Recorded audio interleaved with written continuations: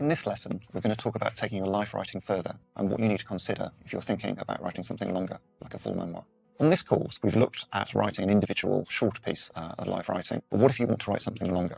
In this lesson, what we're going to do is look at a couple of tips and suggestions that can help you think about how you might go about writing a longer piece such as a memoir and the process both of thinking about that and going ahead and writing it. The first point to think about is that writing a longer piece is all about structure. I think when you're starting to write something longer, that can feel a little bit daunting to begin with. How would you go around doing that? And the answer to that is to think about the structure and the planning and breaking it down. So think about how you might structure the piece into chapters and sections, where your writing might kind of begin and end. Are you going to tell a whole life story, or actually is the main part of the narrative in the story in a particular place, and is it better to kind of focus in on that? There's a quote from the thriller writer Lee Child where he talks about writing, where he talks about writing the fast stuff slow and the slow stuff fast. And I think when you're structuring, I think that's a really good way to think about it. There's parts of your life or parts of your story where less happens and you want to speed your way through those, and other parts where there's a lot going on, and so you need to write those out in more detail. I think planning is crucial here. I think that will give you a sense of how it could be structured and how it could be written, but also a sense too about how much material you've got as well. If you find that you're plotting and planning and putting stuff down on a piece of paper, you'll see fairly quickly whether you feel you've got enough to write about.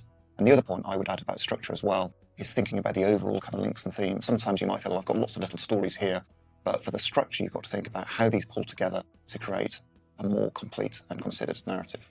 The second element to consider is the importance of change. I think what you want to see in a book, actually, whether it's fiction or non-fiction, is, and I hate using this word, but that journey. You want that central character, the protagonist in life writing, you, to be a different person at the end of the story to who you are at the beginning. And that's how the structure should kind of work. It should involve and show this journey and this sense of kind of progression. So I think when you're thinking about the structure, thinking about how it can be shaped to kind of show this journey is really, really important. And I think developing in the writing and being aware of that in terms of the different episodes and events you write about is crucial. The third point to think about are the research options that are available to whatever it is that you're writing. I think with the shorter piece, when we did the research lesson, you could see there that the kind of things you could do or how much material there was kind of needed. Over a longer piece, you need to know what material is available. Is there going to be a good body of kind of letters or people you can interview?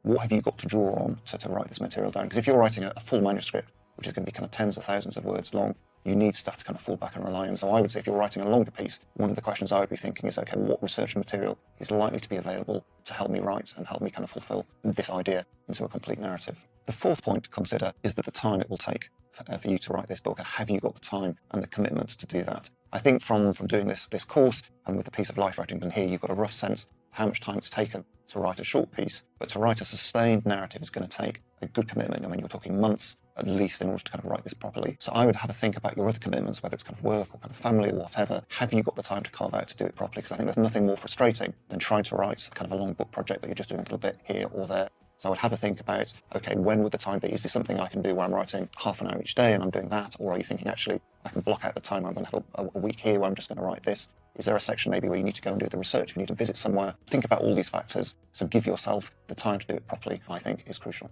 The last point I would consider when writing something longer is to think about creating a support network. I think writing can be quite an isolating experience. It's a lot of time by yourself in a room, with a notebook or a computer. And that can be quite hard in order to continue the writing, to kind of sustain that kind of enthusiasm and keep yourself going. So I would always recommend some kind of support network in there to help. And sometimes friends and family can help, but what is really useful is finding other writers you can rely on. Because I think when you're speaking to other writers, they sort of know what you're going through. And I think that's kind of really, really helpful, so they can give you kind of support and encouragement and feedback. So I know from my own writing both how daunting it can be to get stuck into a kind of full-length manuscript, but also how rewarding it is as well. I think with life writing in particular, you find something out about yourself as you write, not just in terms of kind of processing the past, but a little bit of kind of who you are now as well. It's daunting in some ways, but I think the upside is huge. So if you enjoy doing the writing on this course with the shorter piece, it's certainly something I would consider looking at and thinking about writing something longer. So that's the course. I hope that you've been given a lot of kind of helpful techniques, different ideas to think about with the writing, and generally just a lot to kind of think about and help you kind of go forwards. In the next video, I'm going to discuss your final writing project and how you can use your life to create exciting and fantastic prose.